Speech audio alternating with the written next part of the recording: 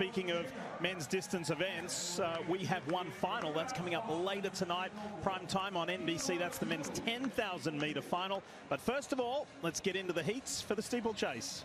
Well, this is Hillary Bohr here, Lee, and he's won the U.S. Championship in 2019, 2021, 2022. Last year, he broke his foot in competition, so he's had to really heal himself and come back.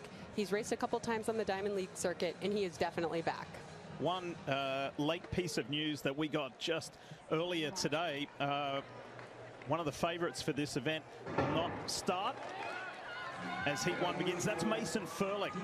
He's out with a hamstring injury, unfortunately, so will not partake in these team trials. So here we go. Top 5 in each of these go through to the final, which happens on Sunday morning. And I think we'll see tactical racing here, Lee. Everyone wants to conserve their energy and get through as cleanly as possible without wasting a lot of energy. They only have one rest day between this prelim and the final, so I don't think we're going to see anyone really push this all out if they can help it. Nathan Mountain off to a good start. He's at the front of the pack. Again, really warm conditions here in Eugene, Oregon, mid-80s, late afternoon here local time on this first day of 8 days of official competition. You see Hillary Bohr in that third position. He's waiting for things to just shake out a little bit, things to calm down. He really has been the best in the United States for the last few years. Of course, last year with him not being there, Kenneth Rooks came through, and we'll see him in the next heat. But he really has been the leader in the U.S. in the steeplechase for the last few years. Right alongside Hillary there is Parker Stokes from New York. He's coming off his grad year at Georgetown in the blue singlet, sunglasses right there, hip number 13. Tucked inside Bohr. Wilkinson, Mountain, they're at the front of this pack. And just got a quick shot there of Duncan Hamilton as well. The 23-year-old out of Montana. You know, Wilkinson is really having a breakthrough year. He's run extremely fast, big PR this year, and he really believes that he has a shot to make this team.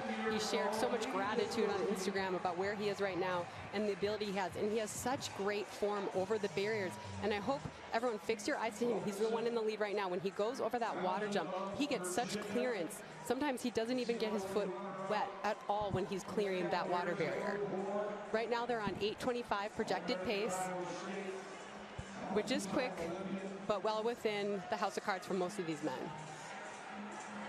Seeing the black and day glow colors at the back of the pack, that is Jackson Messler. Oh, Hillary almost had a bigger moment there.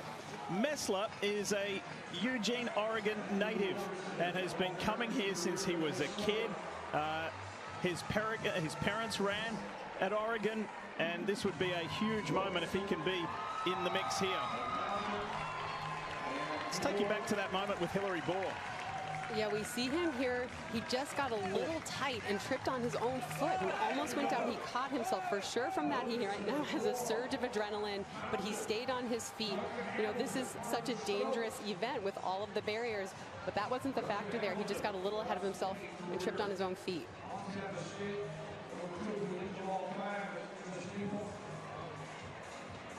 When something like that happens, Kara, what have you got to do to just compose yourself? It's like it's a shock moment, then you get back into your rhythm.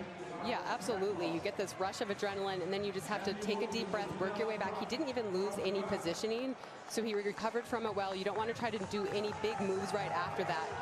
You want to just stay calm and wait it out, which he did. And you could see there how Wilkinson got so much further in that water pit than Bohr. Bohr kind of landed halfway through it.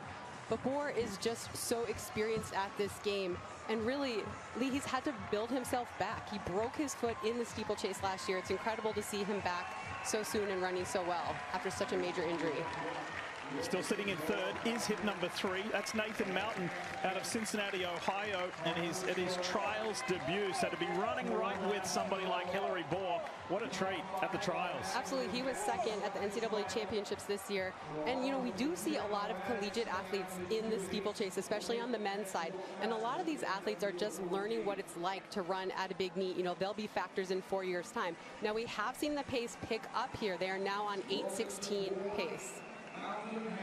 Well, continuing that theme of trials debutantes.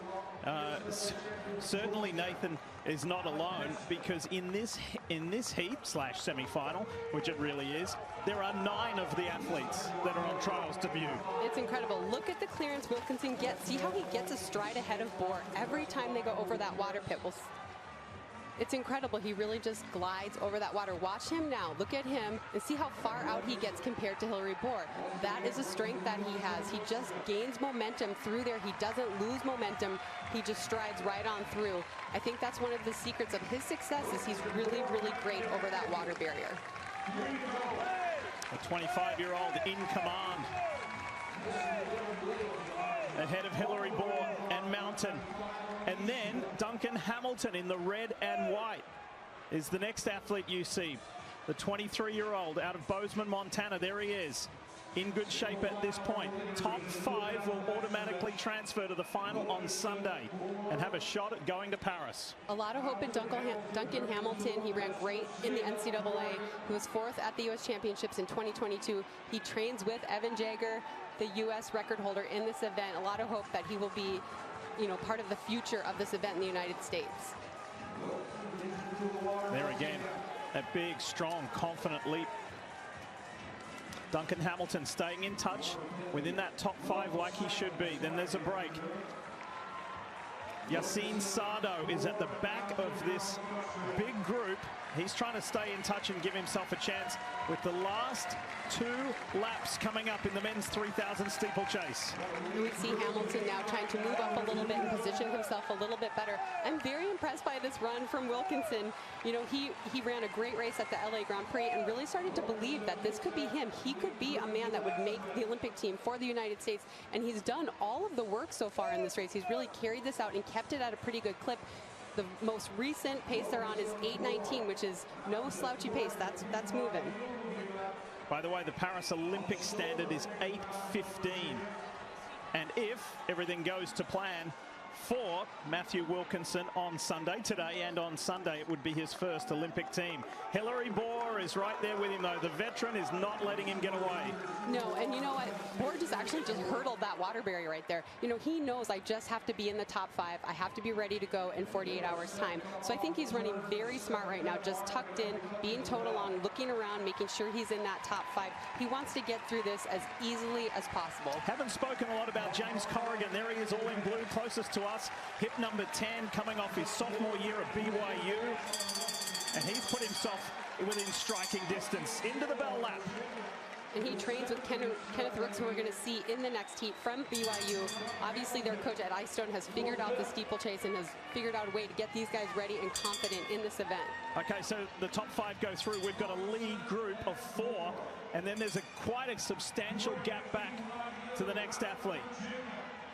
I think that's Yassine Sardo, who's all by himself. He's left Duncan Hamilton behind and will have to try and fend off a challenger to get that 5th and final transfer position.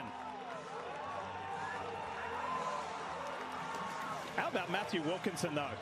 Talk about leading from the front. I can't get over his water barrier. I'm so impressed, and he has handled this like a champion. I mean, he isn't used to being in the front of races and isn't used to controlling things, but he has done an excellent job here of controlling this race, having a clean race, and getting through. All right, so everybody's looking around. At this stage, Hilary Bohr says, yeah, I'm not going to waste any more energy. Wilkinson will take the win. Corrigan second, Mountain, Sardo, and then Hilary Bohr gets that 5th and final position to go straight through to Sunday's final. 8:20. The heat / semi-final win for Matthew Wilkinson. Well done.